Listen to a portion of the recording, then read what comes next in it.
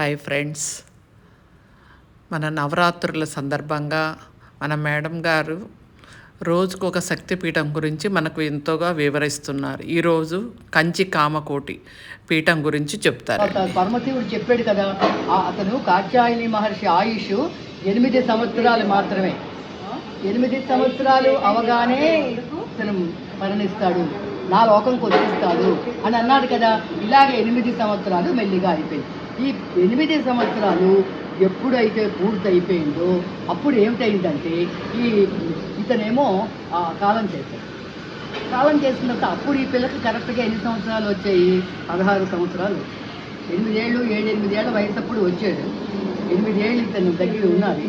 అతను కాలం చేసి స్వర్గవాసులు అయిపోయారు. ఈ పిల్ల మాత్రం మళ్ళీ తిన్నగా ఎక్కడికి వెళ్ళింది? తపస్సు అది ఏదైనా చేసుకోవాలి అంటే ఒక మంచి ప్రదేశానికి వెళ్ళి అక్కడ నేను తపస్సు చేసుకోవాలి అని. ఇక్కడ ఈ కంచి అనేది ఇక్కడ ఏంటంటే అక్కడ ఉన్నటువంటి ఆ శక్తి తరంగాలు విపరీతంగా వస్తూ ఉంటాయన్నమాట. అది అమ్మవారికి తెలుసు. అక్కడ ఏదైనా సరే తపస్సు చేస్తే ఆ తపస్సుకి 2 3 ఫలితం వస్తుంది. అంటే మనం ఎంచుకున్న ఒక్కొక్క జాగాన్ని బట్టి మన జీవితం కూడా ఆధారపడి ఉంటుంది. ఎందుకంటే ఆ జాగాలో కూడా ఉంటుంది మహత్వం ఎప్పుడు కూడా. ఇప్పుడు రాక్షసులందరూ దండకారణ్యంలో ఉన్న దండుడు అనేవాడు ఆ రాక్షసులకు ఉన్నాడు కాబట్టి అక్కడ ఎవరైనా ఉంటే రాక్షస బుద్ధులు. ఎందుకంటే ఆ ప్రదేశం అలాంటిది. అందుకే మనం ముందు పూజ అది చేసుకుని తింటాం కదండి, వాస్తు పూజ.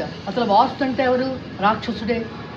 వాస్తు ఏంటంటే మనం పూజింపదగినవాడు కాదు, నిజంగా రాక్షసుడు. కానీ బ్రహ్మదేవుడు వరాన్ని ఇచ్చాడు. నేను పుట్టాను, నాకు ఆకలిస్తుంది, నన్ను ఏమిటి తినమంటావు అంటే, ఎవరైతే ఇల్లు కట్టుకునే గృహప్రవేశాలు చేస్తారో, నీ పేరు తలుచుకోరో, నీకేమీ నైవేద్యం పెట్టారో, నీ పేరు వాస్తు అని చెప్పి ఒక పూజ కూడా చేయకుండా వాళ్ళు కానీ చేసి అందులో కానీ దోషాలు ఉంటే అప్పుడు నువ్వు తినే అన్నాడు. అది తిని బతుకన్నాడు. అందుకు వచ్చిన పురుషుడు అతను ఇలా తిరుగుతూ ఉంటాడనమాట. ఒక పక్క తూర్పు పక్క, ఓ పక్క దక్షిణం, ఓ పక్క ఉత్తరం, అలాగా తిరుగుతూ ఉంటాడనమాట. అతన్ని వాస్తులో తిరుగుతాడు కాబట్టి, పురుష రూపంలో తిరుగుతాడు కాబట్టి అతన్ని మనం వాస్తు పురుషుడు అని అంటాం. ఈ వాస్తు పురుషుడు అని ఎందుకు అంటామంటే వాడు దేవత కాదండి, వాడు రాక్షసుడు. ఆహారం కోసం అని అక్కడ తిరిగి అలాగ చేస్తూ ఉంటాడు. ఈ రకంగా ఇలాగ చేయడం మొదలెట్టిన తర్వాత అదేవిధంగా ఈమె అనుకుంది, ఈ కంచి ఈ ప్రదేశం బాగుంది, ఇక్కడ మనకి రెట్టింపు వస్తుంది ఫలితం అని అక్కడ కూర్చుని ఆమె ఏంటి చేసింది? ఈశ్వరుడి గురించి ప్రార్థన చేయాలి. ఆమె మనసులో స్మరించింది, నాకు 2 పరివారం ఎవరైనా ఉంటే చాలు. అంటే దుర్గా అని ఒక నామం. అంటే ఇక్కడ మనకు పెట్టింది ఈ దుర్గ వేరు, పేరుతో వచ్చినటువంటి దుర్గా చండి అని 2 స్త్రీలు. వాళ్ళిద్దరూ కూడా ఇక్కడికి వచ్చి ఈమెకి అన్ని ఉపచర్యలు చేస్తూ ఉండేవారు. ఒక్కటి ఉంది కదండి అక్కడ కంచిలో.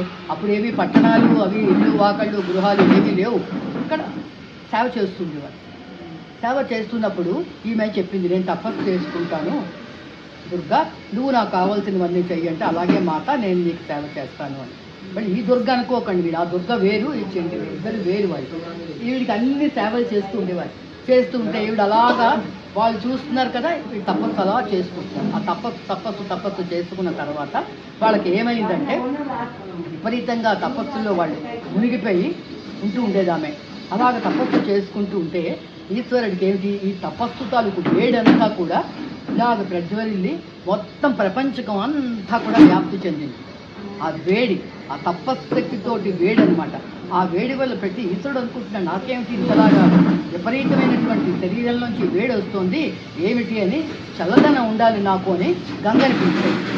గంగా, నువ్వు రావాలి, నీళ్ళ రూపంలో నాకు ఏం చీరా, నాకు కొంచెం చల్లదనం కావాలి, ఈ వేడి నేను భరించలేకపోతున్నాను అంటే. అలాగానే అప్పుడు ఈ వేడి పట్టాలి అని చెప్పగానే గంగాదేవి వచ్చి ఈశ్వరుడి నుంచి వెళ్ళడం అవుతుంది. ఈశ్వరుడి మీద నుంచి వెళ్ళినా ఈవిడ తపస్సు ఎక్కువ అవుతున్న పోతే అతనికి వేడి ఎక్కువైపోతుంది, కానీ ఇన్ని నీళ్లు పడుతున్నట్టుగా అతనికి ఏమీ తెలియదు. అప్పుడు ఇతను ఏం చెప్పాడు, పార్వతీదేవికి తెలియాలి, నేను వెళ్ళి పార్వతీని పొందే సమయం ఆసన్నం అవుతోంది, కానీ వెళ్లే ముందు ఒక పరీక్ష చెయ్యాలి ఈమెకి అని. భగవంతుడు ఎప్పుడు పరీక్షలు పెడుతూ ఉంటాడు కదా, అలాగే తన భార్యకే పెట్టాడు పరీక్ష. ఏమిటి చెయ్యాలి? మీరు వెళ్ళి ముందు ఆ అమ్మవారికి అంత వేడిగా ఉంది కాబట్టి గంగా, నువ్వు చల్లదనాన్ని తీసుకొచ్చి నా శరీరానికి ఇంత వేడి ఉండకుండా చల్లబరిచేలాగా నువ్వు చెయ్యి. సరే అని చెప్పి గంగాదేవి పెద్ద ప్రవాహంలో తనిమించి రావడం మొదలెట్టింది. ఆ కంచి పట్టణం అంతా కూడా ఉండడమే కాకుండా ఆ నీరు ఎక్కడ కైలాసం వరకు వెళ్ళిపోతుందా అంత ప్రవాహంతో వచ్చింది. ఆ ప్రవాహంలో ఇతను ఉండి అమ్మో ఇంత ఇంత ప్రవాహం వచ్చేస్తుందని అనగానే ఈమెం చేసింది, పరమేశ్వరుడు పరీక్ష పెడుతున్నాడు నాకు అని విశ్వభక్షణ అని ఒక పుర్రె, దానికి పేరు ఉందండి మనకు, విశ్వభక్షణ దాని పేరు. ఆ విశ్వభక్షణ అనేటువంటి ఆ పుర్రెని ఆ కపాలాన్ని పట్టుకుని అడ్డుపెట్టింది. ఎందుకంటే వీడి మీదకి వచ్చేస్తోంది నీరు, తపస్సు చేసుకొని ఇవ్వకుండా అవుతుంది. వీళ్ళిద్దరు పరిచారకులు ఉన్నారు కదా, దుర్గా చండి, వాళ్ళు అన్నారు, అమ్మ మేము ఆపలేకపోతున్నాము, ఈ నీరు వచ్చేస్తూ ఉంటే చేయాలంటే ఈ కపాలం తీసుకుని అడ్డు పెట్టండి, మీకు నాకు ఏ బాధ ఉండదు, ఎంత మెరుగిన పైన పడుతుంది నీరు అనగానే వీళ్ళు ఆ కపాలాన్ని పెట్టారు. ఎంత నీరు వచ్చినా ఆ కపాలంలోకి వెళ్ళిపోతుంది. ఈవిడ చక్కగా తపస్సు చేసుకుంటుంది. ఈశ్వరుడు చూశాడు, ఇదేమిటి అంత ప్రవాహాన్ని నేను గంగకి చెప్పి అంత ప్రవాహం ఇచ్చిన చక్కగా ఆమె తపస్సు చేసుకుంటుంది అని చెప్పి, గంగ నీ ప్రవాహం చాలదు, ఎంత వెళ్ళగలవో అంత వెళ్ళన్నాడు. ఇంకా గంగాదేవి, పరమేశ్వర ఎంత తను నాకు సోదరే కదా, అందుకు ఇలా చేస్తున్నానంటే, ఇక్కడ నువ్వు బంధుప్రీతి, నాకు నువ్వు కూడా భార్యవే, ఇలాంటివన్నీ పెట్టద్దు, ఉంచేయన్నాడు. అనగానే ఇంకెక్కడ లేని నీరు వస్తుంటే అప్పుడు ఈమె పట్టుకోలేకపోయింది. ఎలా చేసుకుంటుంది అని చెప్పి వెంటనే విష్ణుమూర్తిని ప్రార్థించింది. ఆవిడ సోదరి అని చెప్పుకున్నాం కదా నిన్న. విష్ణుమూర్తి వచ్చాడు. విష్ణుమూర్తి వచ్చి ఆ విష్ణుమూర్తి ఏమిటి చేసాడంటే, అక్కడికి వచ్చి, అమ్మ ఏమిటి కావాలంటే, నాయన సోదర అన్నయ్య నాకేంటి చూసావో పరవబెడతారంటే, అమ్మ అతను ఎందుకు వచ్చాడు, నిన్ను వివాహం చేసుకుంటానని చెప్పి కాత్యాయని మహర్షికి చెప్పాడు. కాత్యాయని మహర్షి లీనం అయిపోయాడు, స్వర్గాల బాస్ అయిపోయాడు. నువ్వు ఇక్కడ ఉన్నావు కాబట్టి నువ్వేం చేస్తావంటే ఆ తాలూకు అతను ప్రసన్నం నువ్వు అవ్వాలి అని చెప్పి, అమ్మ నువ్వు కూడా పరమేశ్వరుడు పూర్తిగా ఇక్కడికి నీ వాడే రావాలి అని కోరుకుంటావు కాబట్టి ఆ లింగాన్ని చూడనంటే, ఆ లింగం ఎలా చేశారు, ఇప్పుడు కంచిలో ఉన్నటువంటి ఆ శివలింగం అమ్మవారి పూజ చేస్తున్నది. ఆ లింగం ఏంటంటే సైకత లింగం, అంటే ఇసుకతో చేసినటువంటి లింగం. అది ఇసుక లింగాన్ని అంతగా నీరు మొట్టేస్తే ఇసుక లింగం చూడండి, ఇలా అంటే పిండిలాగా అయిపోతుంది కదా. కానీ ఈమె శక్తి ఈవిడ చేస్తుంది, ఈవిడ తపశక్తి ఈవిడికి ఉంటుంది కదా, అంచేత అలాగే నిలబడి ఉండి చుట్టూ నీరుంది, ప్రవాహం వస్తుంది. కానీ ఈమె ప్రతిష్ఠించినటువంటి ఆ సైకత లింగం మాత్రం అలాగే ఉంది, చెక్కు చెదరలేదు. అప్పుడు ఈవిడ ఏం చేసిందంటే, ఇంకా ప్రవాహం వస్తే నా లింగానికి ఏదైనా ప్రాబ్లం అవుతుందేమోనని గట్టిగా కౌగులించుకుంది. ఆ ఈశ్వరుడు తాలూకు లింగాన్ని గట్టిగా కౌగులించుకున్నప్పుడు ఈమె శరీరంలో కాత్యాయని మహర్షి పూజలు చేస్తూ అమ్మకి రక్షలుగా కట్టినటువంటి పూలమాలలు, ఆవిడేమీ ఆభరణాలు అవి ఎక్కువ ధరించుకున్న స్త్రీ కాదు కదా, పూసలు ఇలాంటివన్నీ కూడా ఆ లింగానికి గుర్తులుగా పడ్డాయి. గుర్తులుగా పడగానే అప్పుడు ఈశ్వరుడు అనుకున్నాడు, మహామంత్రితో వాళ్ళు ఇచ్చినటువంటి దండలన్నీ కూడా నా భార్యకు వేసి వాళ్ళు పంపించారు, తన్ని మనం ఏం చేయలేదు, ఇంక ఇప్పుడు మనం వెళ్ళి ఆమెను కాపాడాలి అని చెప్పి అనుకుంటూ అతనేమో వచ్చాడన్నమాట. ఇక్కడ అతను రాగానే ఇంకా అమ్మో పార్వతీ దగ్గరికి, పార్వతీదేవే కదా ఆవిడ, అమ్మవారి దగ్గరికి వచ్చారు అని చెప్పి అనేసిన తర్వాత, నువ్వు ఏ మా పేరుతోటి పిలువబడుతున్నారు అని ఋషులందరూ అనుకుంటే, కాత్యాయని మహర్షి పెంచాడు కాబట్టి, మరి అమ్మాయికి నామకరణం లేదు కదండి, ఇంతవరకు పేరు లేదు కదా, కాత్యాయని మహర్షి పిలిచాడు కాబట్టి, కాత్యాయని మహర్ముని పెంచాడు కాబట్టి ఆమె పేరు కాత్యాయని అన్న పేరుతో పిలుద్దాము అని కాత్యాయని తాలూకు మహర్షి అతని పేరు వల్ల, అతని పేరుతోటే ఈమెను కూడా కాత్యాయని పిలవడం మొదలెట్టాడు. ఎప్పుడైతే ఇతను వచ్చాడో, శ్రీ మహావిష్ణువు వచ్చావు కదా, విష్ణువు అడిగాడు, నువ్వు ఏ పేరుతో నువ్వు వచ్చావు తల్లి అని అంటే, సోదరా నువ్వు నాకు ఇంత వరద వచ్చింది, వరదని అరికట్టడానికి వచ్చావు నువ్వు, అందుకని నువ్వేమిటి అనుకుంటావు, వరదని అరికట్టడానికని చెప్పి నువ్వు వచ్చావు కాబట్టి నువ్వు వరదరాజుగా నాకు ఇక్కడ ఉంటావు. ఇప్పుడు విష్ణు కంచిలోని వరదరాజులు గుడి అని చెప్పి ఇక్కడ ఈ అమ్మవారికి కొంచెం దూరంలోనే వరదరాజుల యొక్క గుడి ఉంటుంది ఎప్పుడూ కూడా. అంటే వరదని అంటే ఎందుకు వరదరాజులు అంటే, వరదని అరికట్టించేది కాబట్టి అతను వరదరాజు అన్న పేరు అతనికి. కాత్యాయని మహర్షికి పూజలు చేసి అతను పంపించాడు కాబట్టి ఆమె పేరు కాత్యాయని అన్న పేరులతోటి వీళ్ళిద్దరూ కూడా ఇక్కడ ఉన్నారు. దేవతలంతమంది వచ్చి, స్వామి ఆమె పరీక్షలు, ఆమె యొక్క పరిచారాలు, ఆమె యొక్క సేవలు, ఆమె యొక్క పాతివ్రత్యం అంతటి గౌరవాన ఆమె చాలా గొప్పవి. నీ మట్టికి చూసుకుంటే నువ్వు ఇది, మమ్మల్ని అందరూ మేము మధ్యవర్తులుగా ఉండి మేము రెండూ కూడా కావాలి అని కోరుకుంటున్నాం. అందుకని నువ్వు ఇక్కడ వరదరాజులుగా విష్ణుమూర్తి స్వామి ఇక్కడ ఉండాలి. అయితే ఏ పేరుతోటి ఇతను ఉంటాడు, స్వామి ఎలాగుంటాడు అంటే అక్కడ ఒక ఆ పంచిలో ఇప్పటికీ ఉంది. అది ఒకే ఒక ఆంక పేడ్ అంటాం కదా, మామిడి అంబతరు, సంస్కృతంలో అంబతరు అంటే మామిడి చెట్టు, అంబతరు అని. ఆ మామిడి చెట్టు ఉంది, ఆవిడ ఆ చెట్టు కిందే కదా కూర్చుని తపస్సు చేసింది. అందుకని చెప్పి అది ఒకే ఒక చెట్టు, చుట్టుపక్కల ఏమీ లేవు, అది ఒకే ఒక చెట్టు. అందుకని ఒక్క ఏక అంటే ఒకటి, అంబతరు అంటే మన ఈ అంబతరు అంటే మామిడి చెట్టు కాబట్టి ఏకాంబరేశ్వరుడుగా స్వామి దీనికి ఇంత కాదు. ఏకాంబరేశ్వరుడుగా ఇతను వెలవాలి. అంటే ఏకాంబరేశ్వరుడుగా వెలగాలి అని అంటే అది ఒకే ఒక మామిడి చెట్టు. కానీ ఈ మామిడి చెట్టు కూడా ఒక విశిష్టత ఉంది. ఏమిటి అంటే దానికి 4 కొమ్మలు ఉంటాయి. ఆ మామిడి చెట్టుకి పెద్దదైన తర్వాత 4 కొమ్ములు, ఎన్ని యుగాల పట్టు ఆ చెట్టు ఉంది. ఆ 4 కూడా ఋగ్వేదము, యజుర్వేదము, సామవేదము, అథర్వణ వేదము అని 4 వేదాలు అక్కడ కొమ్మలు. 4 వేదాలు అక్కడ కొమ్మలుగా ఉన్నాయి. ఈ 4 వేదాలతోటి చెట్టు ఉండడమే కాదండి, అక్కడ పళ్ళు పండితే కాలం వస్తే మామిడి చెట్టుకి పళ్ళు పండుతాయి కదా, ఈ 4 పళ్ళు 4 రుచులతో ఉంటాయి. తీపి, విపరీతమైన తీపి ఒక కొమ్మ, రెండవ కొమ్మ కొంచెం వగరగా ఉంటుంది, మూడవ కొమ్మ మహా పుల్లగా ఉంటుంది, విపరీతమైన పులుపుతోటి ఒకటి ఉంటుంది, ఒక కాయ చప్పగా ఉంటుంది.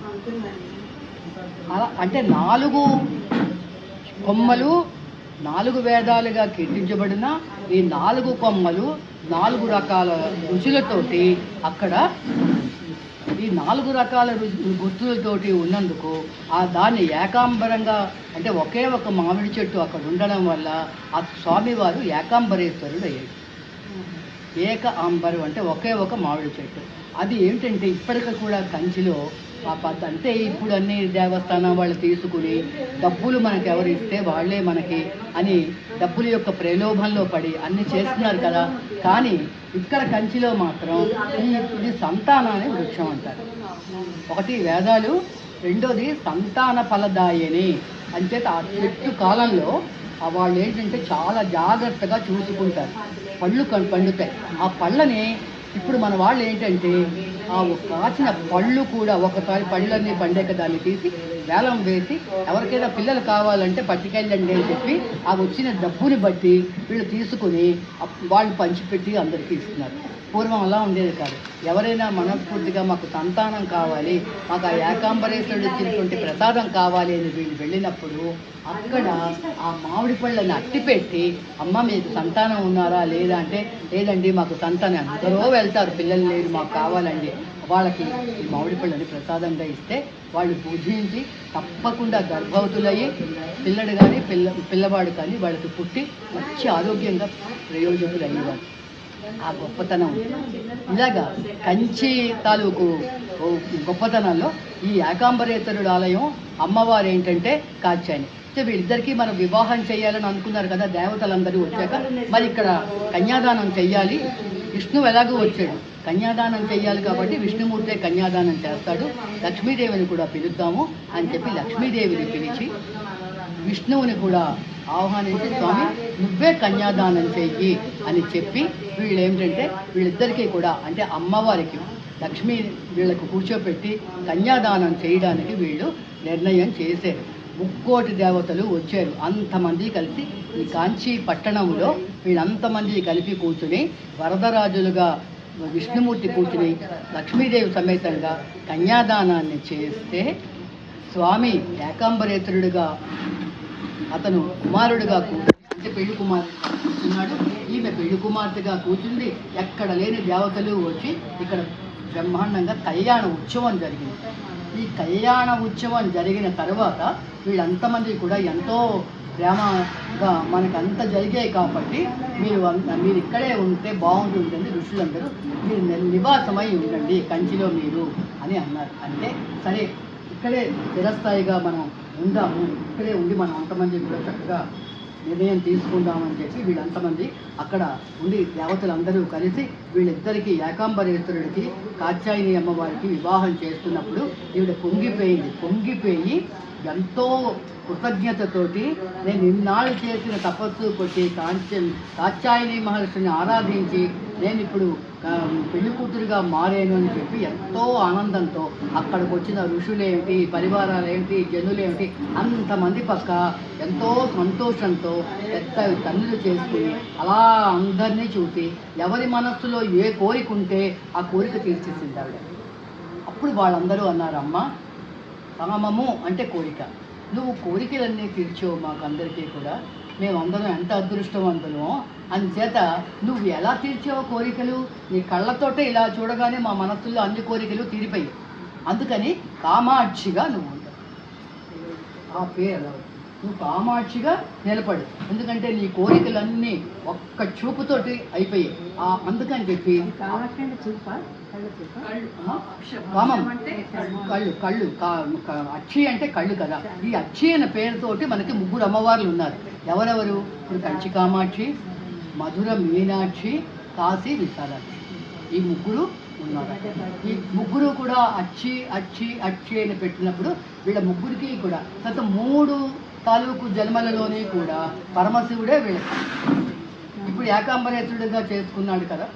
ఏకాంబరేశ్వరుడికి కామాక్షికి ఇక్కడ వివాహం అయింది కదా. కాశీ విశాలాక్షికి మళ్ళీ పరమశివుడికే మళ్ళీ వివాహం అయింది కదా. తర్వాత కుండలీశ్వరుడు అన్న పేరుతోటి ఈశ్వరుడు వచ్చి మధుర మీనాక్షిని వివాహం చేస్తున్నాడు. కానీ మధుర మీనాక్షి ఉపపీఠం, అది మాత్రం మనకి శక్తిపీఠంలోకి రాదు.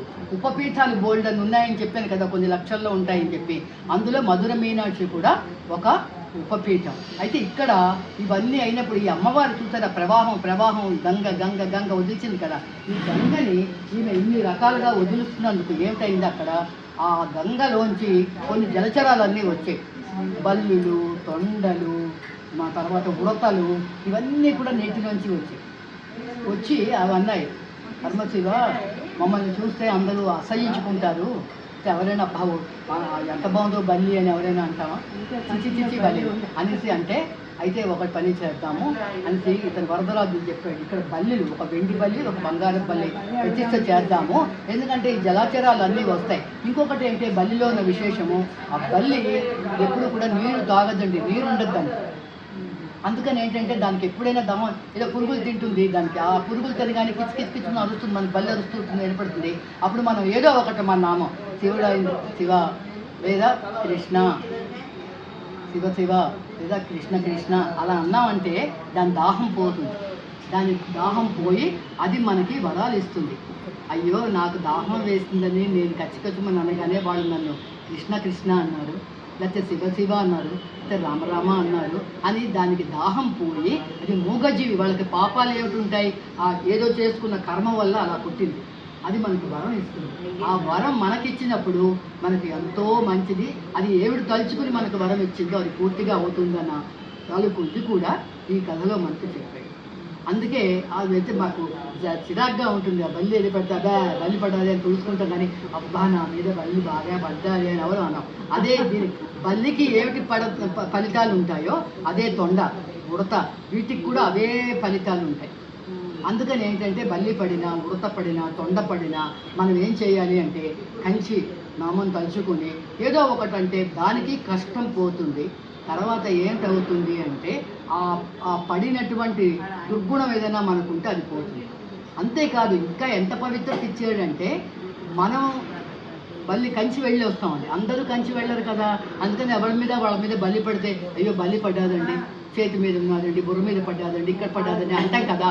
అప్పుడు ఎవరైనా కంచి వెళ్ళిన వాళ్ళు ఉంటే వాళ్ళు ఇలా ముట్టుకుంటే వాళ్ళకి ఆ దోషం పోతుంది. అంటే వెళ్ళి వచ్చిన వాళ్ళని ముట్టుకుంటేనే బల్లి, తొండ ఇలాంటివి పడిన దోషం పోతుంది అనేసి మనకి పురాణంలో చెప్తున్నారు. ఈ రకంగా అలా కంచిలో ఉన్నటువంటి అమ్మవారు ఎంతోమంది యోగులు, ఋషులు అంతమంది కూడా చేస్తుంటారు. వాళ్ళు అలాగా అమ్మవారిని అలా ఉపవాసం చేస్తూనే ఉంటారు స్వామివారికి. అయితే ఇక్కడ శివలింగానికి మాత్రం నీళ్లతోటి అభిషేకం చెయ్యకూడదు. ఇప్పుడు మన శివలింగం అనగానే నీళ్ళతో అభిషేకం, అది సైకతలింగం, ఇసుకలింగం. అమ్మవారి వరదలోంచి కాపాడుకో పెట్టింది, కానీ ఇప్పుడు దాని మీద చెంబు నీళ్ళు పోస్తే అది ఇసుక కదా, కొట్టుకుపోతుంది. అందుకని ఏంటంటే ఆ లింగాలను కానీ మనం పూజ చేస్తే పువ్వులతోటి, పళ్ళుతోటి, అలాగే ఇప్పుడు చుట్టూ పెట్టినటువంటి ఏదైనా ఒక ప్రసాదం తయారు చేసి దాంతో పెట్టి ఎన్నైనా పుష్పాలు వేస్తాం. అలాంటి పూజలు అభిషేకాలు మనం చెయ్యాలి, కానీ మనం మిగతాది కాశీ అక్కడ చేసినట్టుగా నీళ్లు పోసి చేసిస్తే ఆ లింగం కరిగిపోతుంది. ఎందుకంటే ఇది సామాన్యమైన మానవులు చేస్తున్న అభిషేకాలు, వీళ్ళెవరూ చేయలేదు. అందుకని చెప్పి ఇప్పుడు ఉన్నటువంటి వాళ్ళందరికీ కూడా ఈ పుణ్యఫలం దక్కాలి అంటే ఇక్కడ పువ్వులతోటి ప్రసాదాలు ఏదో ఒకటి ఫలాలు చుట్టూ పళ్ళు తెచ్చి పెట్టి స్వామికి నివేదన చేయొచ్చు, చుట్టూ శివలింగం పెట్టి. కానీ ఎప్పుడైతే మనం నీళ్లు పోయిస్తామో లింగం కరిగిపోతుంది. అందుకని ఇది సైకత లింగం, ఇసుకతో చేసినటువంటి లింగం. అందుకని ఈ లింగాన్ని ఎప్పుడూ కూడా నీళ్లతోటి పూజ చెయ్యకూడదు అని చెప్పి దీనికి మనకు అందరికీ కూడా ఈ పురాణంలో మనకు చెప్పింది. తన వరదని రక్షించడానికి వచ్చినాడు కాబట్టి వరద రాకుండా తన సోదరుని కాపాడి వివాహం చేసి కన్యాదానం లక్ష్మీ సమేత చేస్తాడు కాబట్టి వరదరాజులు అని చెప్పి ఇప్పటికి కూడా ఆ వరదరాజులు దీన్ని, ఆ వరదరాజులు ఉన్నటువంటి ఆ ప్రదేశం అంతా ఆ కంచిని విష్ణు కంచి అని పిలుస్తారు. అక్కడ ఉన్న శక్తిపీఠాలు ఇక్కడంతా కూడా ఏకాంబరేశ్వరుడు, కంచి, ఈవిడ కామాక్షి. ఈ కామాక్షి అన్నట్టు చెప్పాను ఇప్పుడు మీకు, ఎందుకు కళ్ళతోటే ఆవిడ అందరినీ చూసి ఒక్కసారి అలా కళ్ళతోటి వాళ్ళది వాళ్ళది వాళ్ళది అని చెప్పి అందరికీ వరాలు ఇచ్చేసింది. అమ్మ మా కోరికలన్నీ నువ్వు కళ్ళతో ఇచ్చేసావు కదా. అదే కళ్ళతోటి, అదే కామము అంటే కోరిక. కళ్ళతో చుట్టూ చూస్తే నా వివాహానికి వచ్చిన వీళ్ళందరికీ శుభాలు కలుగుగాక, వీళ్ళ కోరికలు నెరవేరుగాక అని ఆమె ఆ వివాహ పీటల మీద కూర్చొని అందరినీ దీవించితే, దేవి నువ్వు నన్ను పొందావు, నీకు ఎంతమందికి ఎన్ని వరాలు ఇస్తావో ఇయ్యే అని చెప్పి స్వామి ఏకాంబరేశ్వరుడు ఆమెకి ఇచ్చాడు. ఇది కంచి పీఠ. మనం పెట్టారు కదా